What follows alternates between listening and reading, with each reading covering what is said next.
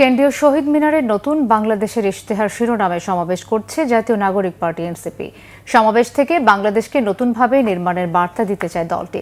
দলের কেন্দ্রীয় নেতারা উপস্থিত রয়েছেন সেখানে। দেশের বিভিন্ন জায়গা থেকে নেতাকর্মীরা স্লোগানে মিছিল নিয়ে শহীদ মিনারে জড়ো রয়েছেন জুলাই গণঅভ্যুত্থানের শহীদদের পরিবারের সদস্যরা আর আহতরাও।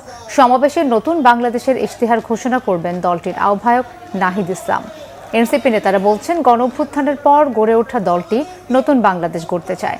নতুন বাংলাদেশকে কিভাবে দেখতে চায়, বাংলাদেশের জন্য কি কি পরিকল্পনা নিতে চায়, কিভাবে দেশের শিক্ষা, স্বাস্থ্য, প্রতিরক্ষা সহ সবগুলো খাতে পরিবর্তনের মাধ্যমে দেশকে পরিবর্তন করতে চায়, তার রূপরেখা থাকবে ইশতেহারে। এনসিপির মতে নতুন বাংলাদেশের ইশতেহার মানে দেশকে গড়ার নতুন রূপরেখা।